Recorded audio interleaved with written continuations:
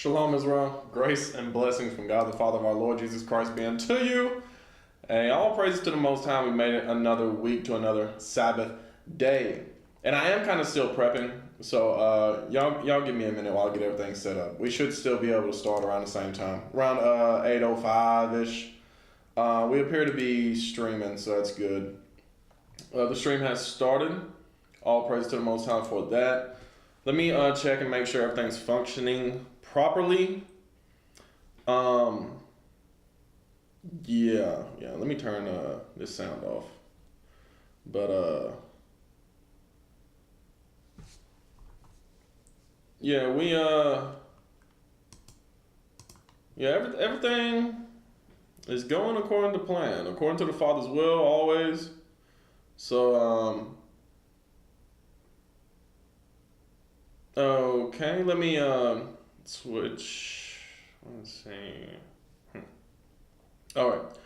So, are we live on YouTube? All right. So. Okay. All praise to the Most High. Sound seems to be good and all that good stuff. All that good stuff. Okay. So let me check on the on Facebook. How we doing on Facebook? We live on Facebook? Let's see. Alright. So, okay. So, we're good on Facebook as well. All praise to the Most High for that. And yeah, y'all let me prep for a little bit. Because I got a couple articles that I got to pull up still. But yeah, I'm just trying to think of like news that I'm not going to cover this week. And there's not too much that I've seen, actually. I know they're still looking for a pope. I don't think they've figured out who they're going to go with on that front. I don't really care either, if I'm being honest. I probably won't talk about it. Whenever they do find somebody, maybe I'll mention it briefly like I'm doing now. What else? I mean, there's Trump being silly. As far as and that was, I'm looking for the email that I sent. I thought I sent it. Maybe I didn't. I might have to just look in my my drafts. Did I ever send that? I thought I did. You think my drafts? Nothing in drafts. Queued. What the world does that even mean? All right, but anyway, I'll find another way to them articles.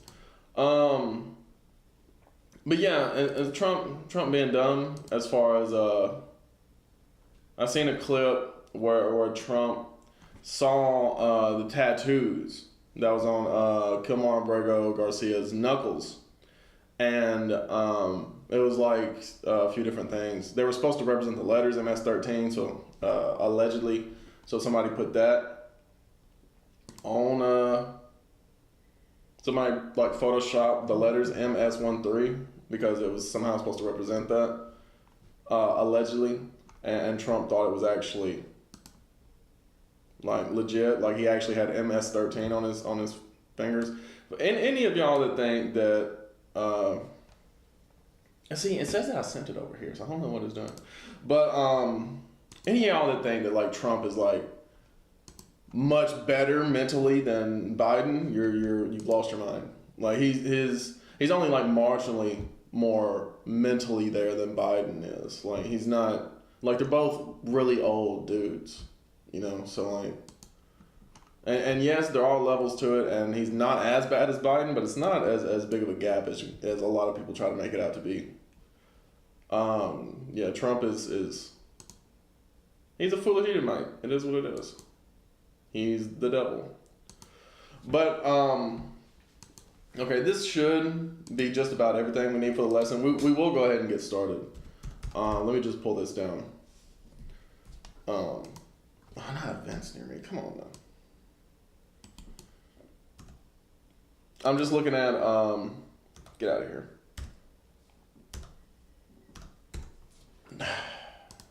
Man, I hate Google.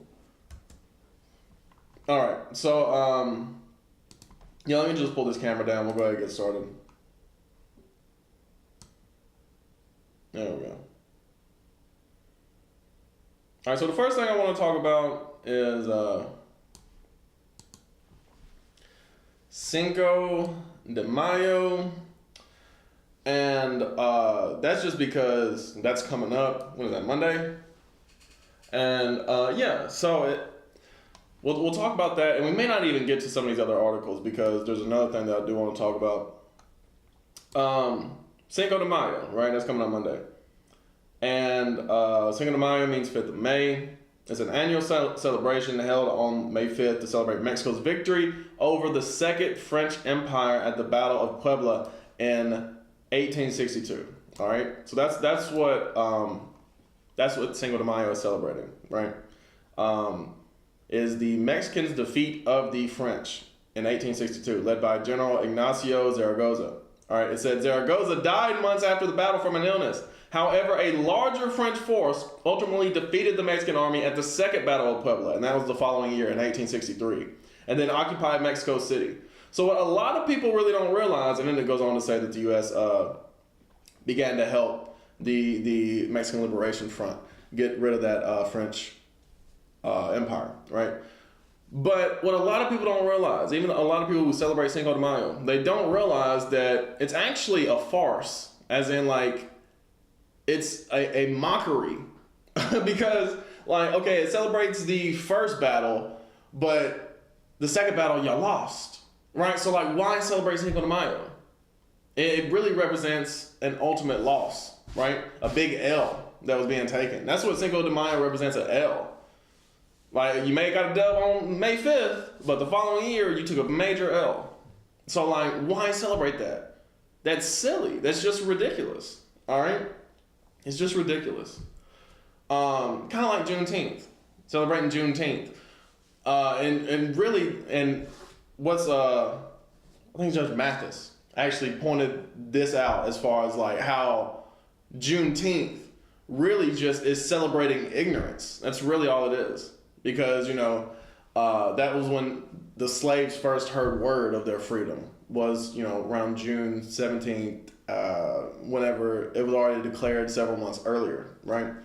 So, and really it just represents ignorance, because even with the Juneteenth thing, that's they didn't want to believe the black people who came to them first telling them they was free. They waited to hear it from their slave masters that they were free, right? That's the whole thing about Juneteenth, but that's a little side tangent. Cinco de Mayo, like, why celebrate that? It's celebrating an ultimate L, right? Or taking a dub right before an L. Like, that's crazy. Taking a win right before a loss, like, and you celebrate that win, and when you like that, the war wasn't lost as far as like the French Empire didn't stay in Mexico, but it's only due to assistance from the United States.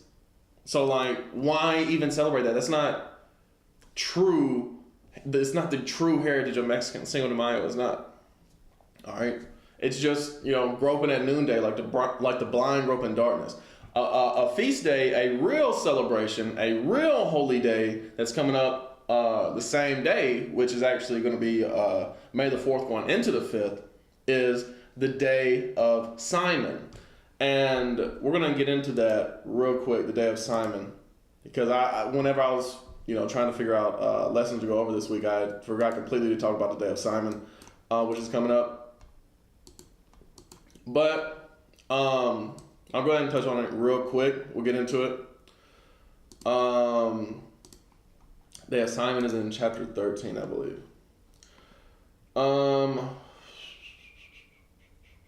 Okay, so I'm not going to read like the whole book of the Maccabees to give you context around Simon, but the context is a man named Matthias had 5 sons, and they were fighting against the wicked oppression of the Greeks, all right?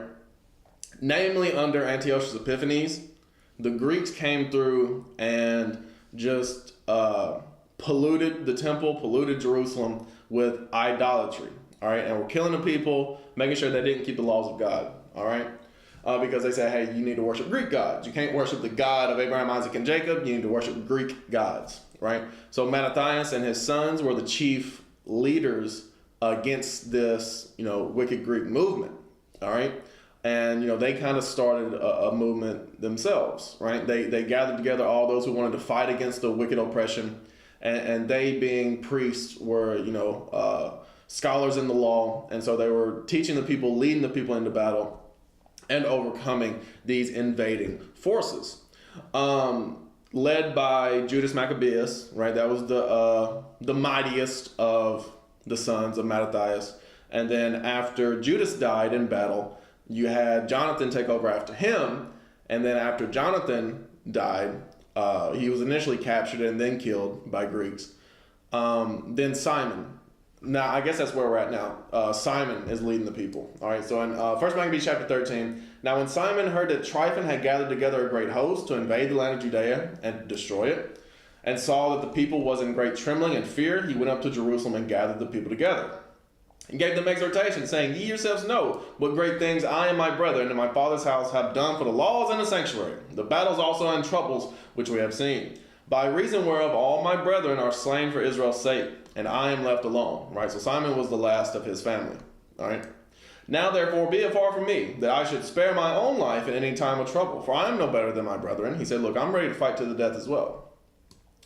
Doubtless I will avenge my nation and the sanctuary and our wives and our children, for all the heathen are gathered to destroy us of very malice, right? The hatred, the wicked hatred of the Greeks that they had towards the Jews.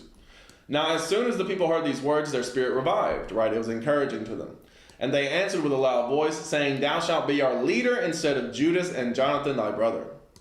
Fight thou our battles, and whatsoever thou commandest us, that will we do. Right? So fight for us, and we'll listen to whatever you say. He's kind of taken on the role of Joshua back in his days.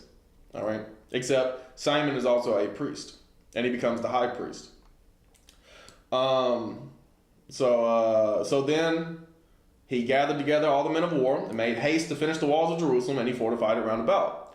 Also he sent Jonathan the son of Absalom, and with him a great power, to Joppa, who casting out them that were therein remained there in it. Right. So Joppa was a coastal city in modern day Tel Aviv, around that same region, and it was a great city. So they took that city and defense and. What did it say? Well, no, it doesn't say, but they set up garrisons, right? So they set up the defenses around the city. So Tryphon removed from Ptolemais with a great power to invade the land of Judea, and Jonathan was with him in ward, meaning locked up, right, captured. I guess they haven't killed Jonathan yet, but they're about to. But Simon pitched his tents at Adida. I don't know which one, but pitched his tents at Adida over against the plain, right? So it's telling you a little bit to the west there. A little bit west of Jerusalem, I should say. Now when Tryphon knew that Simon was risen up instead of his brother Jonathan and meant to join battle with him, he sent messengers unto him, saying, Whereas we have Jonathan thy brother in hold, it is for money that he is owing unto the king's treasure concerning the business that was committed unto him. See, that's a lie. Jonathan was very diplomatic when it comes to securing peace with everybody all around, until the Greeks broke their covenant with him. Wherefore now send 100 talents of silver and 2 of his sons for hostages, that when he is at liberty he may not revolt from us, and we will let him go. Hereupon Simon, albeit he perceived that they spake deceitfully unto him, yet sent he the money and the children, lest peradventure he should procure to himself great hatred of the people. Right? Because Simon knows that they're playing chess here and not checkers. He knows that this is a mind game that's being played, but so that he can keep the favor of the people, so the people have nothing to say against him, as in like, oh, you could have saved Jonathan, but you didn't. So that they have nothing to say against him, he listened to the agreement that this Greek was trying to make. Who might have said, because I sent him not the money and the children, therefore Jonathan is dead. So he sent them the children and the 100 talents, howbeit Tryphon dissembled, neither would he let Jonathan go. Right? So as Simon already knew that was the case, but he went through it anyway, just to gain favor with the people. And after this came Tryphon to invade the land and destroy it, going round about by the way that leadeth to Adora. But Simon and his host marched against him in every place, wheresoever he went.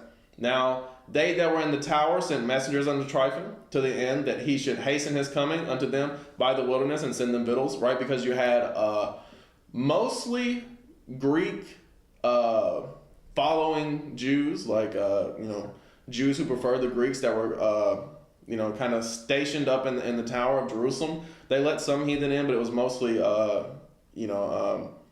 Jews who favored the Greeks who were in the Tower of Jerusalem, and they were kind of keeping Simon out. And so they're trying to get victuals, get goods from Tryphon here. Wherefore Tryphon made ready all his horsemen to come that night, but there fell a very great snow, by reason whereof he came not. So he departed and came to the country of Galaad. I think Galaad here is the same as Gilead in the Old Testament. I'm not quite sure, but I'm pretty sure it is. And when he came near to Boscama, he slew Jonathan, who was buried there. Afterward, Tryphon returned and went into his own land. Right? So Simon knew, regardless of the situation, Jonathan was as good as dead. Tryphon was not going to release Jonathan. Jonathan meant way too much to the people and the security and the safety of the Jews at that time. So he knew that Tryphon was not going to release him. Afterward, Tryphon returned and went into his own land. Then sent Simon and took the bones of Jonathan's brother and buried them in Modin, the city of his fathers. All right, so that's where they came from, with Modin, and that's where he buried him. And all Israel made great lamentation for him and bewailed him many days. Simon also built a monument upon the sepulchre of his father and his brethren, and raised it aloft to the site, with hewn stone behind and before. Moreover, he set up 7 pyramids, one against another, for his father and his mother and his 4 brethren.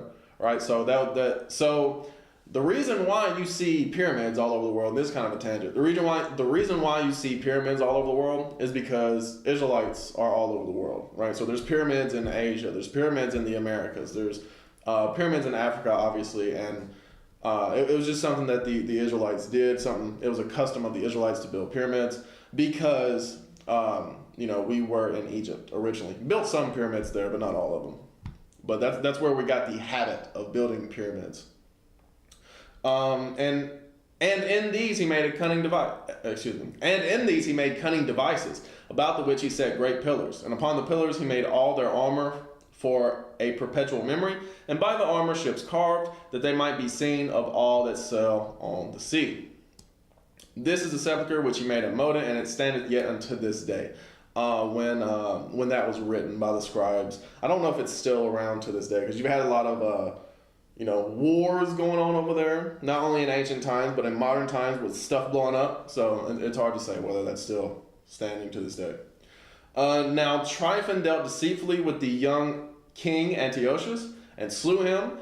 I believe that would have been Antiochus the 5th, because the 4th was Epiphanes. I think that's his son. I think that's Epiphanes' son. And he reigned in his stead and crowned himself king of Asia, and brought a great calamity upon the land. Right, he brought great evils. And then Simon built up the strongholds in Judea, and fenced them about with high towers and great walls and gates and bars, and laid up victuals therein. Moreover, Simon chose men and sent to King Demetrius, right, because you had different Greek kings fighting for supremacy over each other. To the end he should give the land an immunity, because all that Tryphon did was to spoil, right, was to steal everything. Unto whom King Demetrius answered and wrote after this manner: King Demetrius unto Simon the high priest, and friend of kings, as also unto the elders and nation of the Jews, sendeth greeting. The golden crown and the scarlet robe, which he sent unto us, we have received, and we are ready to make a steadfast peace with you. Yea, and to write unto our officers to confirm the immunities which we have granted. And whatsoever covenants we have made with you shall stand, and the strongholds which ye have builded shall be your own. So he's saying, look, all the peace and diplomacy that we had with Jonathan, all that remains, and everything that you've taken back, you can keep. As for any oversight or fault committed unto this day, we forgive it, and the crown tax also, which ye owe us. And if there were any other tribute paid in Jerusalem, it shall no more be paid. You see that right there? So he got tax-free. All right, he got tax-exempt status, and it was the same with Jonathan. He also procured tax-exempt status for the Jews at that time. And look who are meet among you to be in our court. Let them be, I'm thinking that's supposed to be them. Let them be enrolled, and let there be peace betwixt us. Thus the yoke of the heathen was taken away from Israel in the 170th year. You see that right there. So Simon procured peace, at least for a time. All right? During that time period of the Greeks. And as it says there, the 170th year since the Greeks started ruling. So 170th year, and my math may be off a little, but 170th year, I'm pretty sure it was 333 BC. I may be tripping when Alexander started ruling. So 170th year would be 163 BC, around in there. I could be off a few years because they may have started different than what year I just started it with, but somewhere around there. The 2nd century BC. Then the people of Israel began to write in their instruments and contracts in the first year of Simon the high priest, the governor and leader of the Jews. All right, so Simon was the high priest and leader of the people into battle. In those days, Simon camped against Gaza and besieged it round about. He made also an engine of war and set it by the city and battered a certain tower and took it. And they that were in the engine leaped into the city, whereupon there was a great uproar in the city, right? So Simon goes to take Gaza, all right? Insomuch as the people of the city rent their clothes and climbed upon the walls with their wives and children and cried with a loud voice, beseeching Simon to grant them peace. And they said, deal not with us according to our wickedness, but according to thy mercy. So Simon was appeased toward them and fought no more against them. So you see the difference in how the real Jews went to war and how those fake Jews over there in the land are destroying Gaza? Because the people over there in Gaza are crying, hey, we want peace. Hey, please stop doing this, right? And they're not stopping because they're wicked. But Simon, he was righteous. You see that right there? So he's like, look, hey, I'll stop. Hey, if y'all want peace, I'll stop. All right? And fought no more against it, but put them out of the city. He said, look, but you got to go, though, because we're cleaning out all the idolatry. And cleansed the houses wherein the idols were, and so entered into it with songs and thanksgiving. Yea, he put all uncleanness out of it, and placed such men there as would keep the law, and made it stronger than it was before, and built therein a dwelling place for himself. Right. So he said, all the idolaters got to get out. If you're gonna be there, you're gonna have to serve the Lord God of Israel. And they also of the tower in Jerusalem were kept so straight that they could neither come forth nor go into the country, nor buy nor sell. Wherefore they were in great distress for want of victuals, meaning lack of goods. And a great number of them perished through famine. Then cried they to Simon, beseeching him to be at one with them, which thing he granted them. And when he had put them out from thence, he cleansed the tower from pollutions, and entered into it the 23rd day of the 2nd month, in the 171st year, with thanksgiving and branches of palm trees, and with harps and cymbals and viols and hymns and songs, because there was destroyed a great enemy out of Israel. Right, so he recaptured the tower at Jerusalem. All right, so that's what the Day of Simon is about. We're in the right now. I guess we would be in the 21st. We're going into the going into the 22nd now. That's the Sabbath. We're going into the 22nd day of the 2nd month. All right, and the 23rd day of the 2nd month. Or am I mistaken? We might be in the 21st. Yeah. Because Sunday night. That's right. So we're going into the 21st day. Excuse me. We're going into the 21st day of the 2nd month. All right. So Sunday night going into Monday, going into Cinco de Mayo is actually the Day of Simon. All right. There's a great enemy destroyed out of Israel. He ordained also that day should be kept every year with gladness. All right, so that's why we keep it every year with gladness. Moreover, the hill of the temple that was by the tower he made stronger than it was, and there he dwelt himself with his company. All right, and when Simon saw that John, his son, was a valiant man, he made him captain of all the hosts, and he dwelt in Gezerah. Right, so John Hyrcanus took over after Simon. All right, if you read later in the Maccabees. All right, so that's the real holiday that's coming up this Monday. Not no Cinco de Mayo. That's just about taking an L, really. That's really just about taking an L. The Day of Simon is about cleansing the holy city. It's about overcoming wickedness and evil. So that's what we should be celebrating. All right, that's the real history that we should be celebrating. So let's just do an update real quick on the Israeli strikes on Syria, and I may just leave this because I'll just say real quick that the state of Israel has been striking Syria like we talked about a couple weeks ago, 3 weeks ago at this point. They've continued to do it, and it's escalating over there. Right? So I'm not necessarily going to go into it. I want to talk about this right here. This is what I saw a couple weeks ago, but I didn't even realize this was a thing. But this has been a thing for about 11 years now.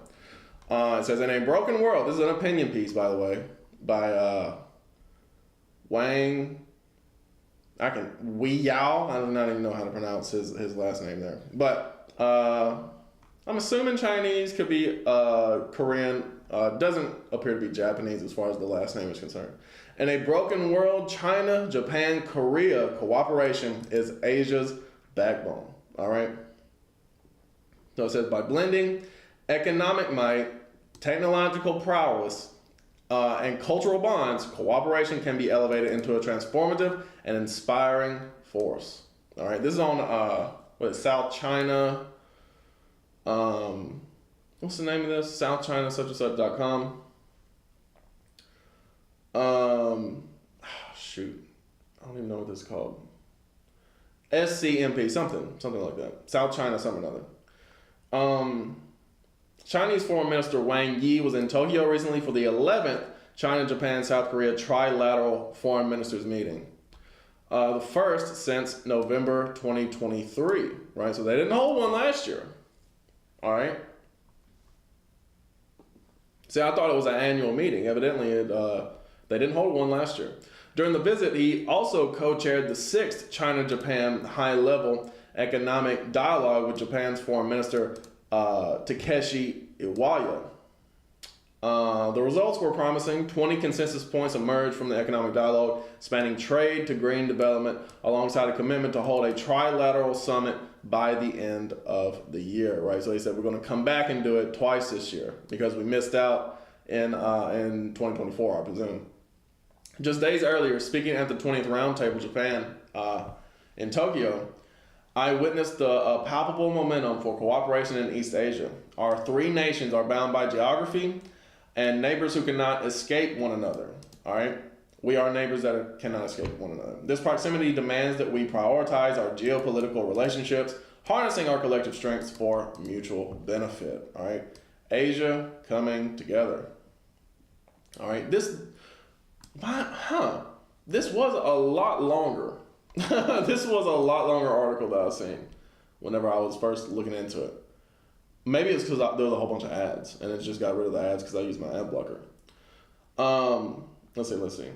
Our economic interdependence is a cornerstone of regional stability. Last year, China-Japan trade hit US $293 billion. Japan is China's second largest trading partner, while China is Japan's top trading partner and import source, though the second largest export market after the US. You see that right there? So China has really replaced the US as the, economic leader as far as trade goes in Asia. All right? Which makes sense. China's right there, right? The U.S. is all the way across the ocean. And it hasn't completely surpassed the U.S. here because we still say that China is the second largest export market. All right. It says South Korea's exports to China, its biggest market, rose by 6.6% last year. Investment flows thrive too. Japanese companies bolster China's manufacturing while Chinese companies tap South Korea's tech sectors. Yet global trade faces headwinds. The return of U.S. President Donald Trump signals renewed protectionism with tariff threats and a U.S.-led North American bloc looming. So with these Trump tariffs, that's just making China go to South Korea and Japan and say, hey, look, we need to stick together on this, right? Because we're all facing tariffs, right? China more than anybody else. Wang has stressed that talks on a China-Japan-South Korea free trade agreement should be resumed soon. building on the regional comprehensive economic partnership, which has boosted intra-regional exports. Such an agreement could leverage Japan's precision manufacturing, South Korea's semiconductor prowess, and China's logistical might. All right. So obviously this is an opinion piece. And what is SCMP? It's South China some or another. So this guy, I believe, is Chinese. So obviously this is biased. That's not really. I'm not looking at this article to show that it's somehow unbiased or anything like that. What I'm showing is that the children of Lot are gathering themselves together, right? They're trying to come together on this, all right? And it would appear against the U.S., just like the whole rest of the world is turning against the U.S. and Israel. But see, like, even because this is like the 11th China, Japan, South Korea trilateral foreign ministers meeting, right? So even like 20 years ago, this would have been unheard of for these three regions to come together, because China and Japan have hated each other for centuries, and Korea and that whole Manchurian Peninsula was a battleground where they were all fighting. These Moabites and these Ammonites, as we're about to get into, were fighting over that territory, right? And they ended up splitting it in the 1950s. But let's get into the scriptures concerning the children of Lot. This is the origin. The so-called Chinese are the Moabites. All right, they're called Chinese because they live in Sinim. All right, so they're what was known as like.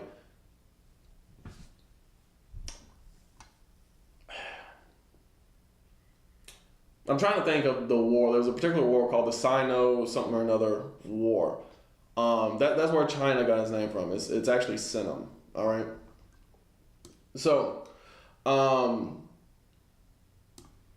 but the people there, they're Moabites. All right, and we'll get into how they got over there here not too long from now. And the Japanese, first of all, the Japanese and even the Chinese don't call China. They don't call it China. All right, that's a Western thing from Sinim, from the word Sinim in the scriptures. They call it Zhao.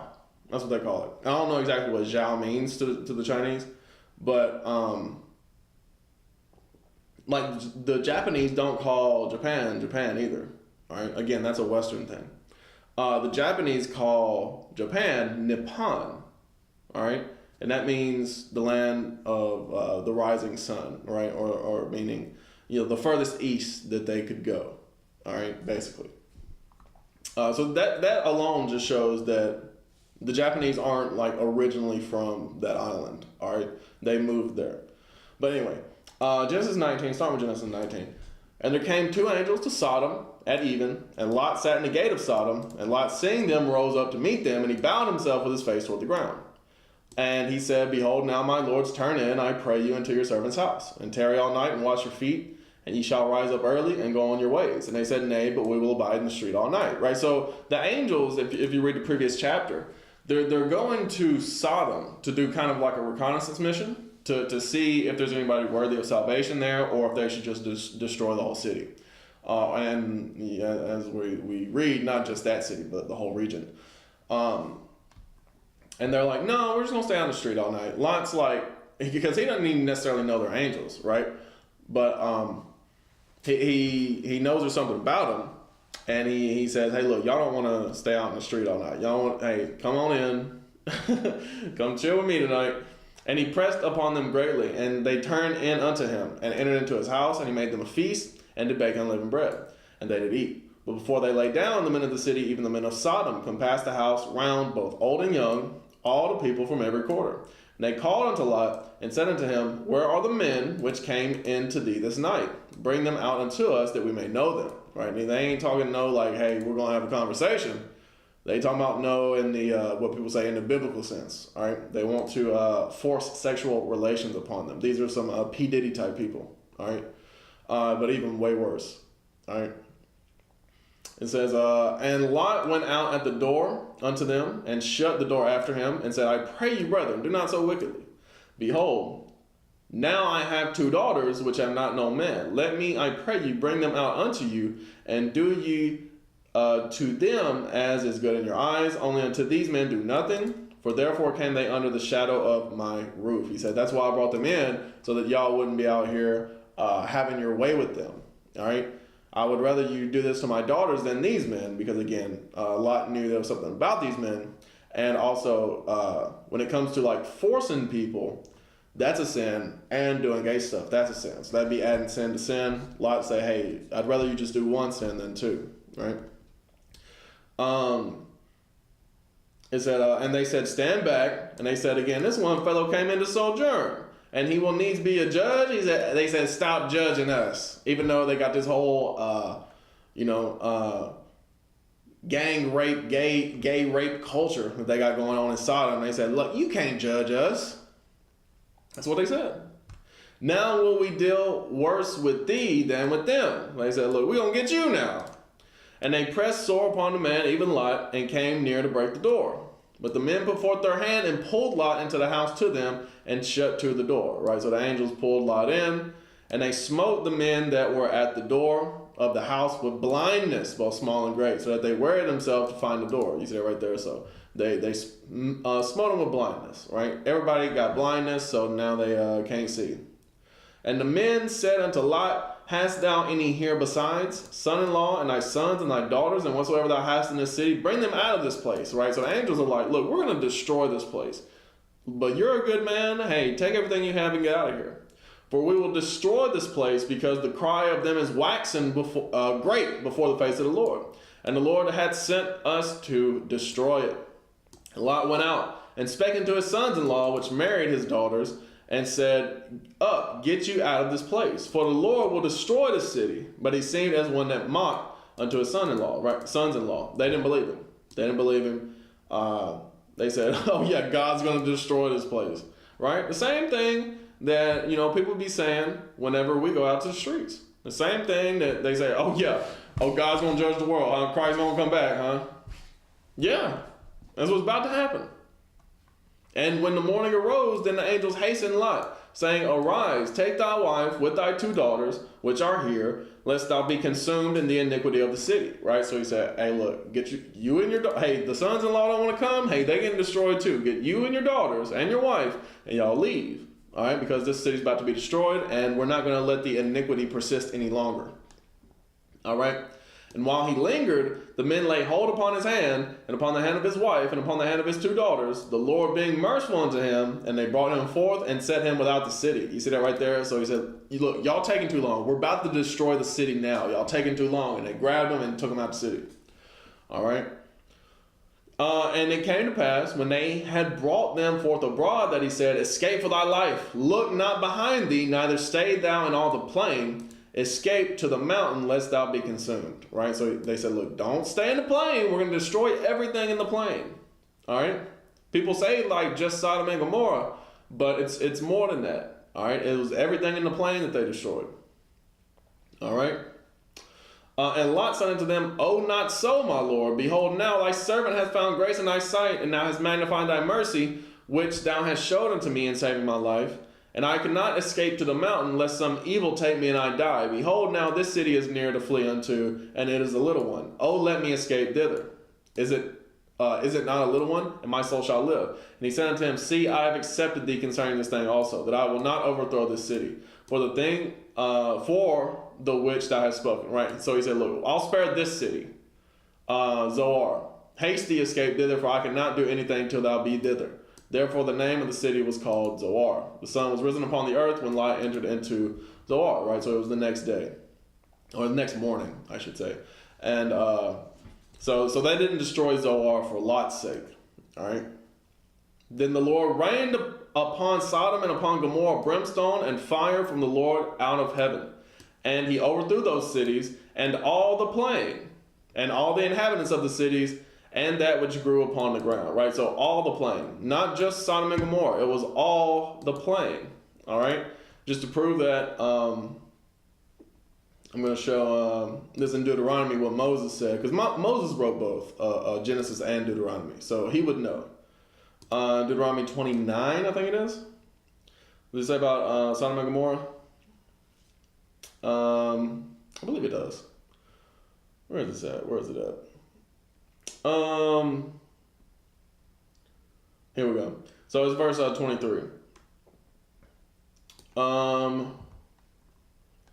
It says, and that the whole land thereof is brimstone and salt and burning, that it is not sown, nor beareth, nor any grass grow therein, like the overthrow of Sodom and Gomorrah, Admah and Zeboam, which the Lord overthrew in his anger and in his wrath, right? So Admah and Zeboam were two of the cities that were in the plain, all right? So it was more than just Sodom and Gomorrah. Those were just the two major cities. And there was a whole bunch of like little cities and suburbs within the plain that also got overthrown because they were all down with it, right? They were all cool to stay there, all right? But his wife looked back from behind him, and she became a pillar of salt, right? So, hey, she got destroyed with them blasts as well. She got destroyed in them blasts because, and we talked about this this past Sabbath in Brother Gad's lesson, where he was talking about, or we had read rather in Luke 19, where it said, remember Lot's wife, right? And she had to look back for some reason. And it probably wasn't, oh, there's a cool explosion going on behind. Oh, there's cool destruction going on. It probably wasn't that. It was probably something along the lines of, she either missed someone or some things that she was trying to like go back for. Regardless, she got destroyed with the rest of the destruction because she looked back. And Abraham got up early in the morning to the place where he stood before the Lord, and he looked toward Sodom and Gomorrah and toward all the land of the plain. And behold, and lo, the smoke of the country went up as the smoke of a furnace. And it came to pass when God destroyed the cities of the plain, that God remembered Abraham, and sent Lot out of the midst of the overthrow, when he overthrew the cities in the which Lot dwelt. Right? So that's the previous chapter. Talks about Abraham talking with the Lord, asking him to spare the city, but he was mainly just asking for his nephew Lot's case. And Lot went up out of Zoar and dwelt in the mountain, and his two daughters with him. For he feared to dwell in Zoar, and he dwelt in a cave, he and his two daughters. Right, so he actually did end up going to the mountain after he seen the destruction, because he was afraid. And the firstborn said unto the younger, our father is old, and there is not a man in the earth to come in unto us after the manner of all the earth. Right, so the destruction was so major that these two women thought, Lot's daughters thought that the whole world was destroyed. All right. Come, let us make our father drink wine, and we will lie with him, that we may preserve seed of our father. You see that right there. So they had this wicked thought to date rape their father into, having children from him. And they made their father drink wine that night, and the firstborn went in and lay with her father, and he perceived not when she lay down, nor when she arose. And it came to pass on the morrow that the firstborn said unto the younger, behold, I lay yesternight with my father. Let us make him drink wine this night also, and go thou in and lie with him, that we may preserve seed of our father. And they made their father drink wine that night also, and the younger arose and lay with him, and he perceived not when she lay down, nor when she arose. Thus were both the daughters of Lot with child by their father. And the firstborn bare a son, and called his name Moab. The same is the father of the Moabites unto this day. And the younger, she also bare a son, and called his name Ben-Ami. The same is the father of the children of Ammon unto this day. All right, so the Moabites and the Ammonites, that's why their eyes look like that. That's why they're the only races of people who all of them have eyes with epicanthic fold. All right. Now you do see that rarely among all other races, right? Among Hamite races, among Israelite races, among Edomite races, and Japhethite as well, right? Where you see some people that have the epicanthic fold, but that's just through mixing with Moab and Ammon, and it's also through like inbreeding. Like you just rarely see that that epicanthic fold among all the other races, because it's a genetic diversity type thing. But specifically, all of Moab and Ammon have it because those children were deformed in that manner. All right, what has become, or rather was known as Mongoloidism, like Down syndrome people, right? They have the epicanthic fold, and that's how Moab and Ammon were, or Moab and Ben-Ami were, because they were inbred. All right, Let me just show you real quick the epicanthic fold. Down syndrome images. Just show you real quick. Somebody with Down syndrome, they have that epicanthic fold, right? Like the quote unquote Asians. Not all of them, but some of them do. All right. So that's a genetic deficiency. All right. That epicanthic fold is. That's what it's called when you have slanted eyes, like, right? Asian eyes. Y'all know what I'm talking about. But anyway, the Moabites and the Ammonites were originally neighbors to us in the Middle East. All right. Like when you go out and when talking about like the land divisions, like in Joshua, where's the one that talked about like Gad and Reuben? I guess that would have been first, and it actually would have been in Numbers 32, perhaps. It probably is in Joshua as well, but in Numbers 32, it talks about when Gad and Reuben and the half tribe of Manasseh first initially take the land, or rather keep the land. All right. Let's see. So, does it say anything about Moab, about how this borders Moab and Ammon? Here, that says Amorites. It's just talking about the land, specifically, not where it borders. So y'all forgive me. I didn't go into like the land whenever I was thinking about this lesson earlier. But they originally were our neighbors in the Middle East. That's territory of Judah.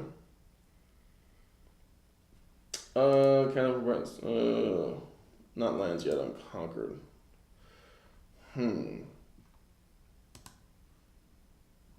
Well, this does talk about Ammon, so let's see. This is the king. Okay, yeah. So this is the list of the kings defeated by Moses. This talks a little bit about the land.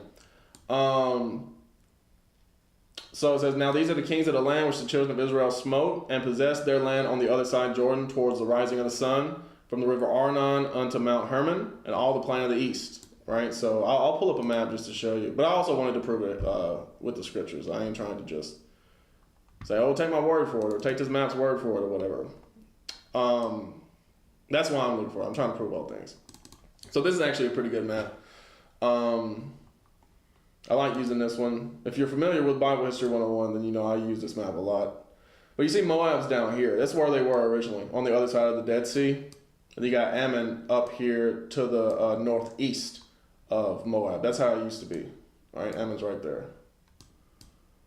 All right, that's how it used to be. The Ammonites and Moabites right there. All right.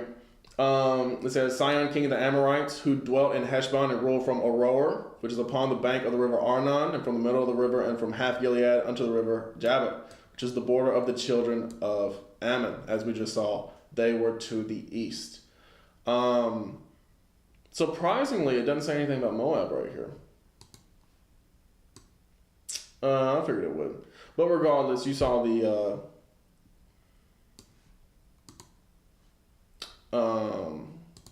maybe when talking about Judah, talk about Moab to the east of them.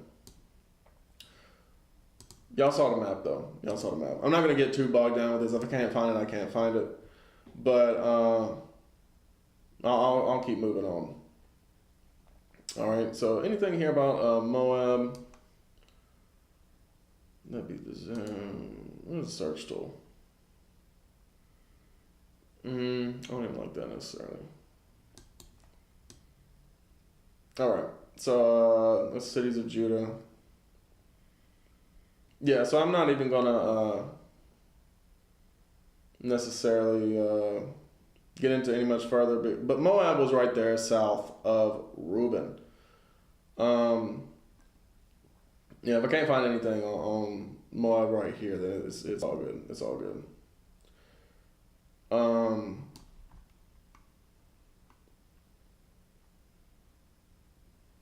Let's see. Yeah, it's all good. I'll keep moving on because I don't want to, like I said, I don't want to get too bogged down in this.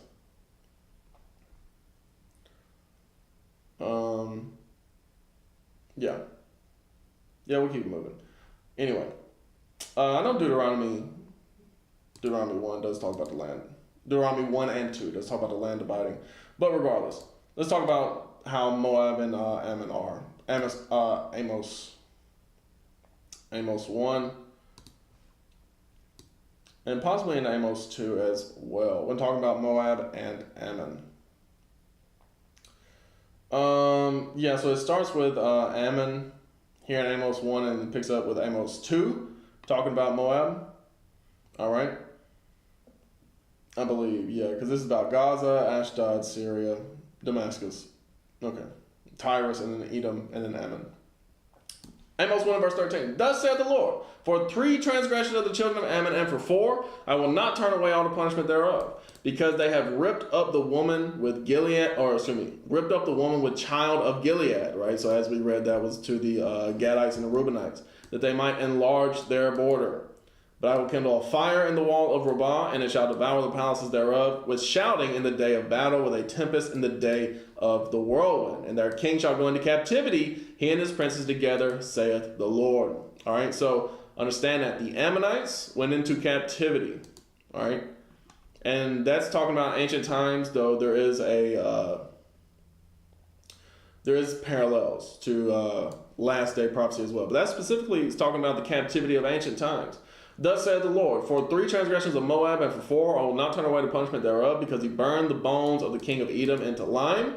But I will send a fire upon Moab, and it shall devour the palaces of Kerioth, and Moab shall die with tumult, with shouting, and with the sound of the trumpet. And I will cut off the judge from the midst thereof, and will slay all the princes thereof with him, saith the Lord. And I know that it didn't say that Moab was going to go into captivity here, because this is a little bit more of like end time prophecy. And burning the bones of the kings of Edom into lime, that is ancient time. But God said, hey, I'm going to reserve the punishment till end time, right? But this is what ended up happening in ancient times. All right, when Nebuchadnezzar came through, he shook up everything. He shook up everything in the land. He was taking everybody captive. He was shaking up everything as he was coming through. And we're about to see that here in, I think it's Ezekiel 25 and 8, am I mistaken?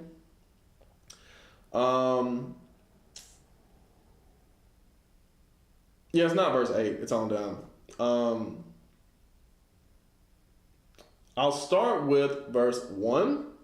It says, the word of the Lord came again unto me, saying, Son of man, set thy face against the Ammonites, and prophesy against them, and say unto the Ammonites, Hear the word of the Lord God. Thus saith the Lord God, because thou hast said, Aha, against my sanctuary, when it was profaned, and against the land of Israel, when it was desolate, and against the house of Judah, when they went into captivity. Behold, therefore I will deliver thee to the men of the east for a possession. All right, so the men of the east would come and take them. And they shall set their palaces in thee and make their dwellings in thee, right? So initially it was the Babylonians who come and took the Moabites and the Ammonites, all right? This specifically talking about the Ammonites. We're about to read about the Moabites, all right? And they shall eat thy fruit and they shall drink thy milk, right? They're going to take your land and your resources. And I will make Rabbah a stable for camels, and the Ammonites a couching place for flocks. And ye shall know that I am the Lord. For thus saith the Lord God, because thou hast clapped thine hands, and stamped with the feet, and rejoiced in heart with all thy despite against the land of Israel, behold, therefore I will stretch out my hand upon thee, and will deliver thee for a spoil to the heathen. And I will cut thee off from the people, and I will cause thee to perish out of the countries. I will destroy thee, and thou shalt know that I am the Lord. All right, so he said, look, I'm going to let the heathen come and take you. That's what deliver thee for a spoil to the heathen. All right. Thus said the Lord God, because that Moab and Seir, so that's Moab and Edom, do say, Behold, the house of Judah is like unto all the heathen. Therefore, behold, I will open the side of Moab from his cities which are on his frontiers, the glory of the country, Beth Jeshimoth, Balmeon, and Kirjathaim, unto the men of the east with the Ammonites, and will give them in possession. So the men of the east come and possess the Moabites alongside the Ammonites as one. All right? That the Ammonites may not be remembered among the nations, right? Nobody knows who the Ammonites are anymore, all right? And I will execute judgments upon Moab, and they shall know that I am the Lord, right? So what ended up happening, and I'll show this on a map. You got a world map here? Yeah, we're not going to use that one. We'll use this one. So this is Peter's projection, a little better than the Mercator projection, or Mercator projection. All right, so we'll zoom in a little bit on this, just to show. Okay, so I just showed you the map where originally Moab and Ammon was like right here, right around the land of Israel, right? So the Babylonians, who were like set up right here, right? You see how that's east? They come, the Nebuchadnezzar, or rather I should say Nebuchadnezzar came and took the Moabites and Ammonites and took them back over here, right? But with a whole race of people, like you can't necessarily hold on to them, so you had to find a place to put them. The Persians were right here in Iran, and then you had the children of Joktan right here, right? So where else could you put them? All the children of Joktan, I guess they could, children of Joktan go up into right here. But the next place over is where? Mongolia, right? So that's where you had the placement of the Moabites and Ammonites when they were taken as captive, all right? And eventually the Babylonians fell, so you can mark them out. The Persians came into power. They didn't have any rule over the people that was over here, all right? So then what happened? They ended up going down into China, all right? And the Moabites pretty much stayed in China, took over China. The Ammonites eventually said, we don't want to be around you Moabites no more. They went over here and settled in Japan. And as I said, for centuries, they fought over this territory right here, all right? So that's just a brief rundown of how all that transpired, all right, according to the scriptures. And throughout the times, as in like throughout the ages, throughout the centuries, they have been oppressing, Moabites and Ammonites have been oppressing the Israelites that's like down in this general region, all right? They've been oppressing them throughout different times. They've been showing them hell and captivity, all right? Just like everybody else. So don't think these people are exempt from judgment from God, because they're not. They're not. All right.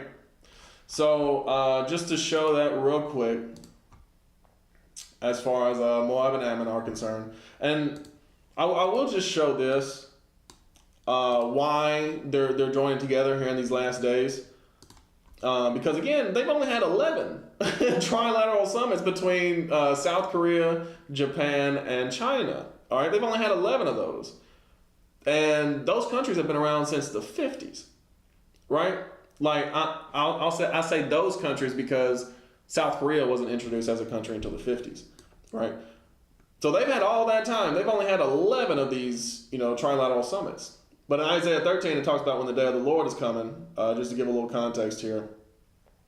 Verse 6, it says, Howl ye, for the day of the Lord is at hand. It shall come as a destruction from the Almighty, right? So that's the context of Isaiah 13, is the day of the Lord, all right? So as we are approaching that great day of judgment, where is it at? That says, here we go. Verse 14, and it shall be as the chased roe, and as a sheep that no man taketh up, right? So everybody's going to be running around, right? When they hear them alarms, when they hear them sirens going off as far as, hey, here come the nukes, they're going to be going crazy. They shall every man turn to his own people and flee everyone into his own land, right? So that's what people are doing here in these last days. Every man's turning to his own people.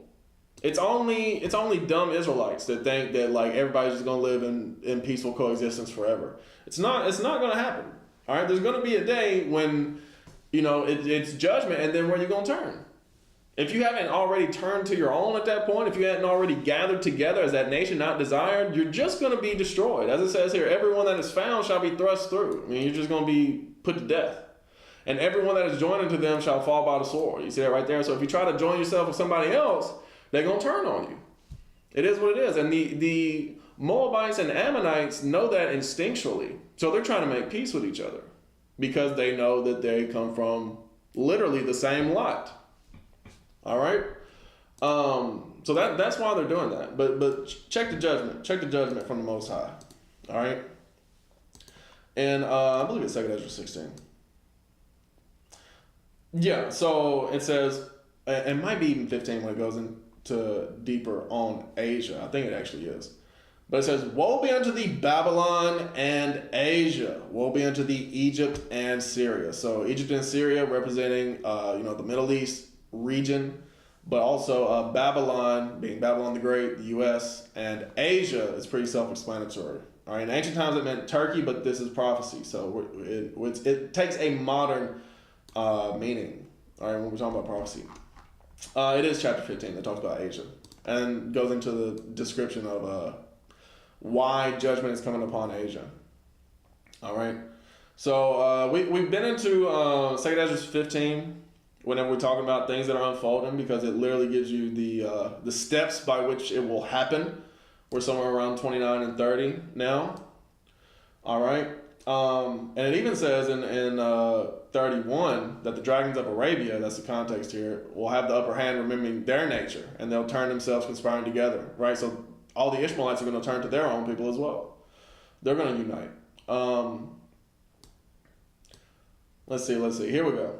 Verse 46. And thou, meaning you, Asia, that art partaker of the hope of Babylon, and art the glory of her person. You see that right there? So that doesn't really apply to Turkey, because the Babylonians, if I'm not mistaken, never even went into Turkey, right? So this ain't talking about Asia Minor, like in a historical sense.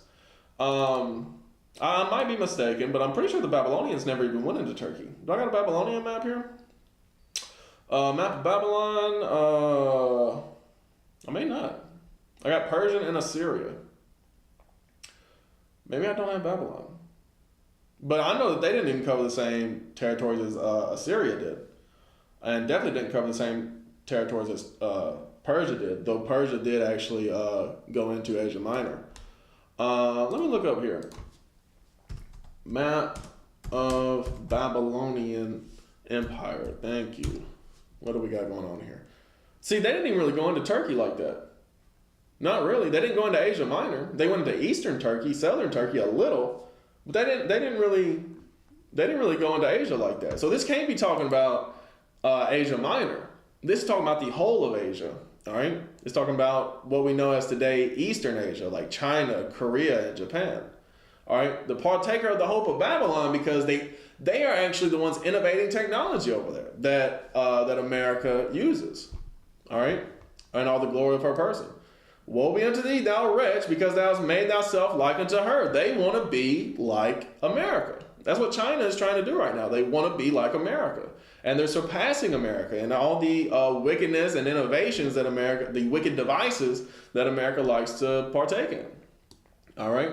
And has decked thy daughters in whoredom, right? So it's not like they're keeping themselves pure and, without fornication over there. They're doing all sorts of evil. All right? That they might please and glory in thy lovers when they're allies, which have always desired to commit whoredom with thee, right? So they've always wanted to, partake in the same kind of like customs, as far as always want to partake economically with Asia, right? Babylon always trying to do economic ties and deals with China and Japan and Korea. All right. Thou hast followed her that is hated in all her works and inventions. So it literally talking about inventions. And we just read over here how Korea is a tech innovator, right? Semiconductor innovator. All right. And like Japan's precision manufacturing and China's logistical might. All of that is the inventions. All right. Is all the works and inventions. All right. I will send plagues upon thee. Widowhood, poverty, famine, sword, and pestilence, to waste thy houses with destruction and death. So God said, look, I'm going to jack y'all up. Widowhood is in like all the men of war going to die, so that leaves all the women, right? Poverty, all this like wealth that you see China partaking in now, all that's going to be gone. All right, when them nukes hit, and guess what? We say, hey, Moab, it's time to pay your taxes. And they try to resist that. No, it's all going to come judgment upon them. It's going to be great judgment upon them. They're going to be one of the ones who try to stand up after America is destroyed, and they're going to try to be like, oh, we're the global superpower, and that's when Christ shows up, and so obviously he's going to have something to say about that, and they ain't going to like it, but guess what? They're going to have to deal with it. They're going to have to keep God's laws like everybody else. All right. And the glory of thy power shall be dried up as a flower. The heat shall arise that is sent over thee. All them nuclear heat, that nuclear devastation. Because when it comes to them nukes, they hitting everywhere. All right, there's nowhere you're going to be able to hide from them nukes dropping whenever World War III comes. All right, it's mainly going to be America. But guess what? Guess where a lot of the American nukes going? The ones that actually do fire off, because a lot of them are old and they may malfunction. But a lot of them that do pop off, guess where they're going? China, mostly China. Also Russia, but mostly China.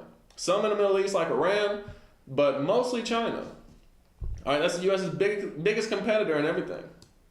All right, thou shalt be weakened as a poor woman with stripes, and as one chastised with wounds, so that the mighty and lovers shall not be able to receive thee. You see that right there? Nobody's going to be able to receive them because, they're going to be completely devastated and destroyed. Would I with jealousy have so proceeded against thee, saith the Lord, if thou had not always slain my chosen? You see how the Moabites and Ammonites have always treated God's chosen. All right, look what they're doing to the Uyghurs right now. That's definitely Israelites over there. And the way that they've always afflicted South Asia, come on now. If you read about the Trans-Asian slave trade that they had when they took Israelite slaves from Africa as well, how they treated them. All right? What the Ammonites did with their empire they was trying to start in the early 1900s, the way they was treating the Filipino people and the people of the islands, like, come on now. They've always slain the chosen. Exalting the stroke of thy hands. Right, so exalting, or rather, because the scriptures say exalting. So they were displaying their power and just, destroying the people. All right? And saying over their dead when thou was drunk and set forth the beauty of thy countenance. You see that right there? So they was mocking us as they was killing us. The reward of thy whoredom shall be in thy bosom. Therefore shalt thou receive recompense. You see that right there? You're going to be destroyed. You're going to be destroyed. Like as thou hast done unto my chosen, saith the Lord, even so shall God do unto thee, and shall deliver thee into mischief. Thy children shall die of hunger, and thou shalt fall through the sword. Thy city shall be broken down, and all thine shall perish with the sword in the field. All right. They that be in the mountain shall die of hunger, and eat their own flesh and drink their own blood. Right. So the curses of Deuteronomy 28 are like the ones that said, like you're going to eat your own children in the siege. Those are going to be flipped. Those are going to be on all our enemies that have come against us, like these wicked Moabites and Ammonites. All right. It says, and drink their own blood for very hunger of bread and thirst of water. Thou, as unhappy, shall come through the sea and receive plagues again. You see that right there? So even when they're destroyed, their pride's not going to let them just, surrender. They're going to try to fight back. And guess what? They're going to get destroyed again. All right? It says, and in the passage they shall rush on the idol city and shall destroy some of the portion of thy land and consume part of thy glory and shall return to Babylon that was destroyed. All right? So you're going to have Middle Eastern people fighting them as well. All right? Because Iraq going to get messed up too. That's ancient Babylon. And now shall be cast down by them as stubble, and they shall be unto thee as fire. All right? So, hey, look, you're going to get lit up, and shall consume thee in thy cities, thy land, and thy mountains. All thy woods and thy fruitful trees shall they burn up with fire. Thy children shall they carry away captive. And look what thou hast. They shall spoil it and mar the beauty of thy face. All right?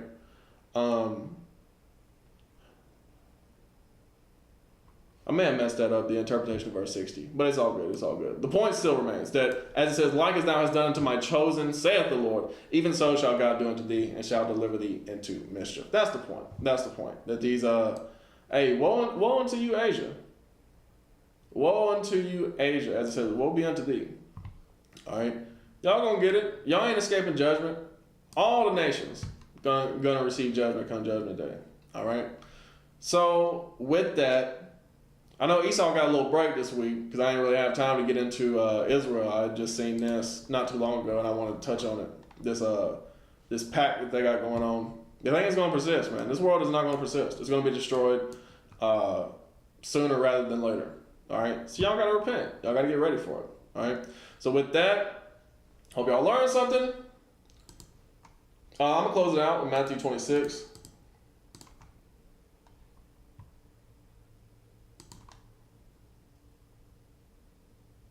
Yeah, y'all forgive me for how the lesson at the very least started this week, because it was I should have been more prepared. I should have had it all ready to go before I did.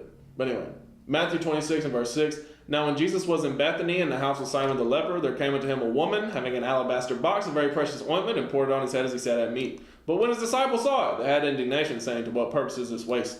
For his ointment might have been sold for much and given to the poor. When Jesus understood it, he said unto them, Why trouble ye the woman? For she hath wrought a good work upon me. For you have the poor always with you, but me you have not always. For in that she hath poured this ointment on my body, she did it for my burial. Verily I say unto you, wheresoever this gospel shall be preached in the whole world, there shall also this woman have done be told for a memorial of her. And I will say this before I head out, that yes, there are Israelites among the Chinese, particularly in South and West China, and there are Israelites among the Japanese, known as the Ainu people, right? So I'm not, and even in Korea, I haven't looked into who the Israelites are there, but the bulk of the people there, Moabites and Ammonites, right? But with that, I'm gonna say shalom, all right, happy Sabbath, and let God be magnified.